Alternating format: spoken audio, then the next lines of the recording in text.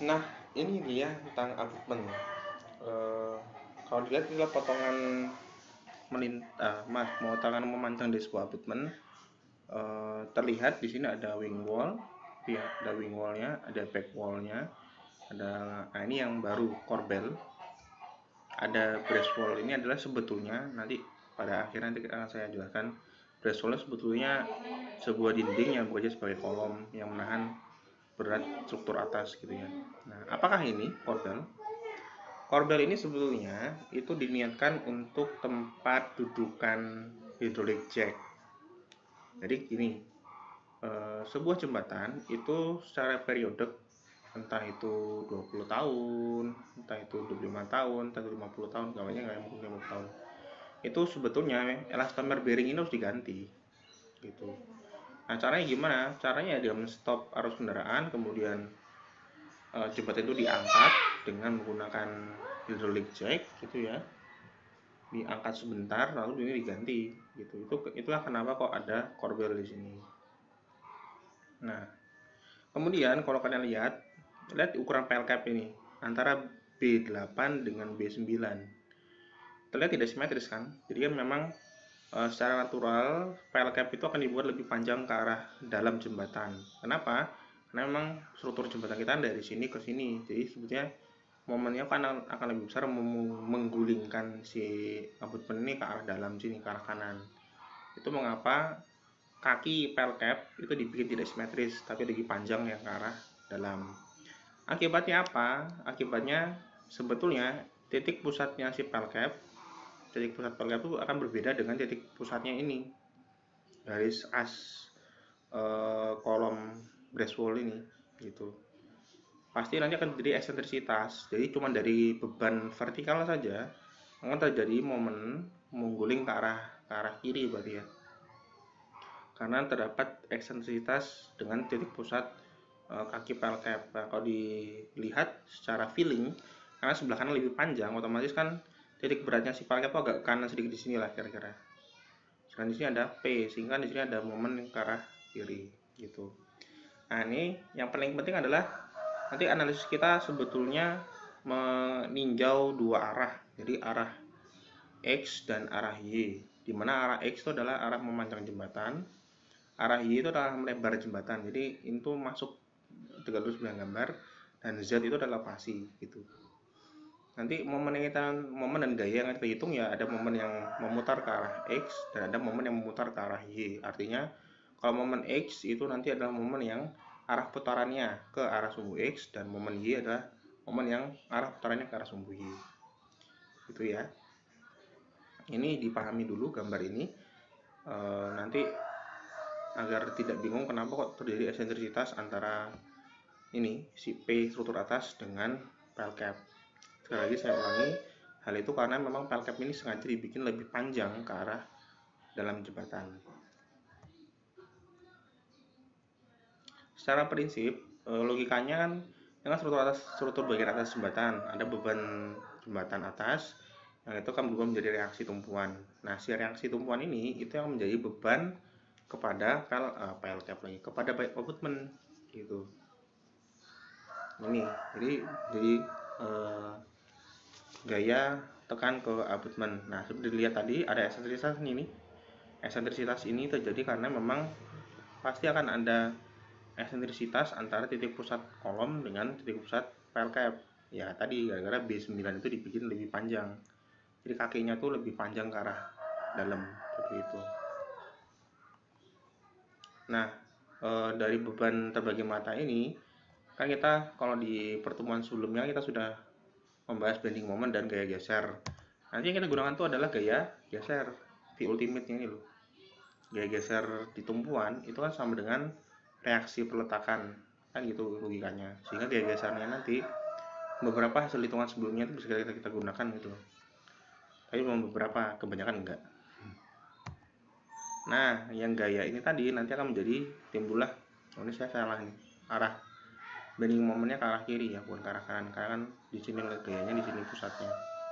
Ini motornya ke arah kiri, jadi ada momen yang menggulingkan pile cap dan ada reaksi vertikal untuk fondasi. Inilah nanti yang akan kita hitung.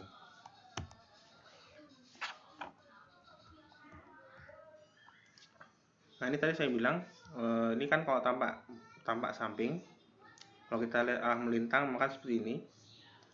Aslinya jembatan kita terdiri dari banyak gelagar, kan bisa 4, bisa 5, bisa 6 gitu ya.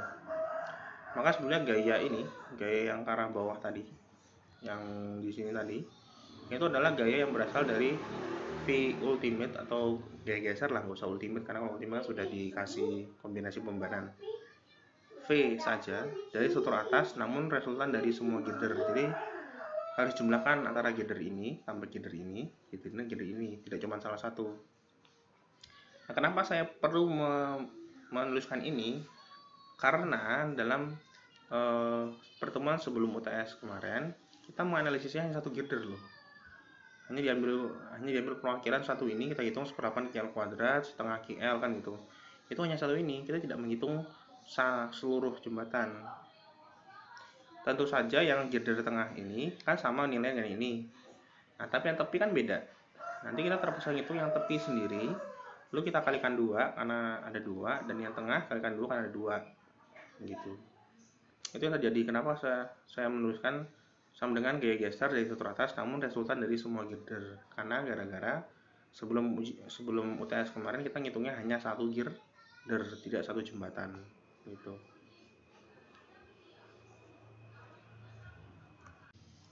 Untuk analisis gaya dalam pada abutment, sebetulnya ada banyak yang harus kita hitung. Minimal ada 4. Jadi ada gaya di tepi bawah file cap, yaitu gaya fondasi, gaya pada pangkal cantilever pada brace wall atau kolom pada abutment, gaya pada pangkal cantilever dari back wall atau dating penahan 4 injak, dan gaya pada pangkal cantilever dari wing wall. Jadi intinya sih gini ceritanya.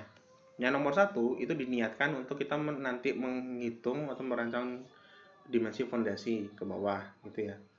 Itu nomor 1. Nah, nomor 2 itu adalah merancang tulangan pada kolomnya abutment. Jadi kan kita diagram MNPN, ketemulah nanti tulangannya berapa dan sebagainya.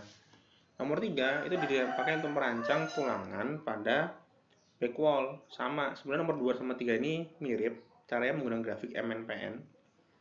Kan bedanya kalau yang ini adalah pada brace wall, ya pada back wall gitu. Ini bagian atas, ini bagian bawah. Kebalik. Yang nomor 2 itu bagian bawah, nomor 3 itu bagian atas. Nah, ada satu lagi yang unik, nomor 4 itu adalah untuk yang wing wall atau yang untuk dinding pada sayapnya. Nah, rencana saya dalam pertemuan kita yang kali ini, kita hanya akan fokus pada nomor 1 dulu. Nanti pertemuan selanjutnya nomor 2, nomor 3, dan nomor 4 gitu. Jadi memang banyak ya pada abutment itu. Itulah kenapa saya pecah di beberapa pertemuan. Nah, kita baru ngomong tentang analisis beban pada abutment. Itu ada 13 jenis 12 jenis beban. Yang saya kategorikan menjadi 2. Yang pertama adalah beban dari reaksi struktur atas jembatan. Yang kedua adalah beban dari struktur bawah jembatan sendiri. Yang dari atas itu ada 9 jenis beban. Beban mati sendiri, mati tambahan, lalu lintas, jalan kaki, rem, gesekan peletakan, beban angin struktur, beban angin kendaraan, dan beban gempa. Jadi ada 9 beban. Sedangkan yang berasal dari bawah jembatan itu ada 3, yaitu tekanan tanah aktif. Nah ini ada tekanan tanah aktif yang karena di sini ada timbunan tanah ya, otomatis ada tekanan tanah aktif. Kemudian ada beban mati sendiri, jadi beban beratnya si abutment sendiri, dan tekanan tanah dinamis akibat gempa. Jadi gempa itu nanti ada banyak nanti gayanya. Nanti kan saya jelaskan. Ada 1, 2, 4, ada 4 gaya yang berhubungan dengan gaya gempa nanti. Gitu. Ini kita masuk ke analisis gaya pada fondasi abutment. Kita awali dengan berat mati sendiri. Berat mati sendiri saya sampaikan tadi ada 2 jenis. Ini langsung saya ambil dua-duanya ya, baik yang nomor 1 maupun nomor 2. Jadi ada dari struktur atas dan ada dari struktur bawah. Yang sebelah kanan ini struktur bawah, yang ini adalah struktur atas. Beban di struktur atas itu intinya kita hitung reaksi tumpuan dari girder atas. Hati-hati ya, reaksi tumpuan tidak sama dengan berat jembatan loh. Kenapa? Karena sebuah berat jembatan itu ditumpu oleh 2 abutment minimal kan, kiri dan kanan. sehingga sebuah abutmen sesungguhnya dia hanya menahan separuh dari berat jembatan gitu. Jadi hati-hati, ini bukan berat jembatan tapi reaksi peletakan dari berat jembatan. Nah, untuk bagian bawah sendiri ada dua jenis, yaitu untuk abutmen yang bagian tepi dan abutmen bagian tengah. Nah, bagian tepi ini pembedanya adalah dia memiliki struktur wing wall atau sayap,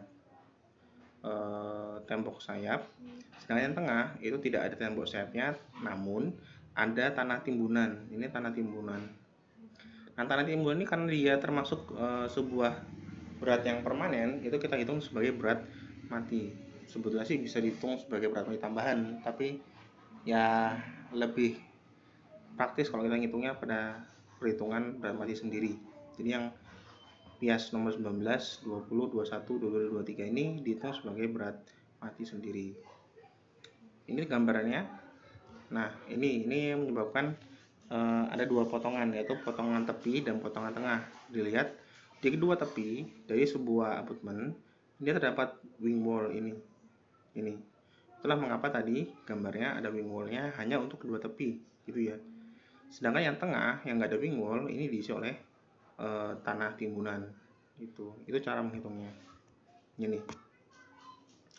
Nah, lalu kemudian kalau ini gampang ya. Kalau momen ultimate ini itu sama dengan garis gaya reaksi turun atas dikali eksentrisitas antara pusat as kolom atau brace wall dengan pusat pile cap. Nah, bagaimana dengan bentuk yang seperti ini? Itu. Kenapa kok dibagi pias-pias 1, 2 sampai dengan 16 pias? Bayangkan. Kenapa? Idenya adalah masing-masing pias ini kan punya ketebalan, gitu ya. Ini kita hitung sendiri beratnya dan kita hitung eksentrisitasnya terhadap titik pusat pile cap di sini. Contoh pias 10 ini. Pias 10 ini itu punya lebar sama dengan B8, ini kan B8 ini. Nah, B8 ini itu kan pusatnya kan setengah dari B8. Setengah B8 sampai ditambah setengah lebar kolom ditambah lebih gampang gini. Eksentrisitasnya berarti kan BX per 2 karena lebar pile cap ini. BX per 2 gitu dikurangi dengan setengah dari B8. Jadi dari sini menuju sini BX per 2 dikurang dari sini ke sini, yaitu B8 per 2. Nah, itu baru untuk pias nomor 10. Nomor 8, nomor 16 dan lain sebagainya. Nanti kita hitung masing-masing pias ini lengannya terhadap titik 0 ini berapa gitu. Itu caranya. Sebetulnya sih kalau mau sederhana, kalau kalian bisa nyari sebuah program yang bisa menghitung di manakah letak titik berat gabungan dari seluruh pias ini, kalau dihitung titik berat gabungan itu di mana sih gitu ya. Nah, itulah titik beratnya satu nilai, lalu dihitunglah eksentrisitasnya ke titik 0, itu juga bisa. Sehingga kita cuma tinggal ngitung seluruh beratnya gitu ya. Kalikan dengan eksentrisitas antara titik 0 ke titik berat gabungan seluruh pias ini. Itu idenya pakai apa ya? Mungkin pakai apa nih? Pakai program AutoCAD mungkin bisa kali. Tapi setahu saya kalau AutoCAD 2 dimensi itu hanya bisa menghitung luasan, kalau titik beratnya nggak bisa. Itu kan lebih sederhana kalau misalnya bisa kita hitung satu wing wall ini luasnya berapa, pakai AutoCAD dapat kan. Lalu titik beratnya bentuk ini itu di mana, kan lebih enak. Jadi lebih sederhana. Daripada kita hitung sampai 16 pias seperti ini kan lebih enak kalau dihitungnya per satu buah pile cap, terus brace wall, corbel, back wall kan lebih sedikit hitungannya gitu.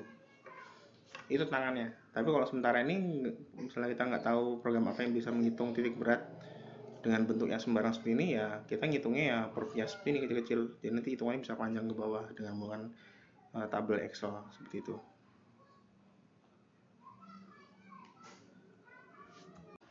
Nah, untuk berat mati sendiri dari struktur atas secara detail ini caranya ya. Jadi sebuah jembatan itu kan kalau kemarin sudah kita hitung ada berat mati sendiri tapi dari gelagar tengah saja. Yang MS1 dan MS1 kan besarnya sama ya kan, dimensinya sama dia dari as ke as. Berarti kan ini besarnya sama. Yang belum kita hitung dari perhitungannya adalah MS2. yaitu berat mati sendiri untuk struktur yang bagian trotoar. Nah, itu yang perlu dihitung dulu. Berapakah nilai berat mati sendiri untuk bagian trotoar. Nah, sehingga untuk menghitung reaksi peletakan dari berat mati sendiri struktur atas itu sama dengan tinggal dijumlah saja kan, dijumlah antara mati sendiri gelagar tengah dan mati sendiri dari gelagar trotoar itu. Kemudian untuk momennya itu sama dengan reaksi dari berat mati sendiri struktur atas dikalikan eksentrisitas, seperti itu.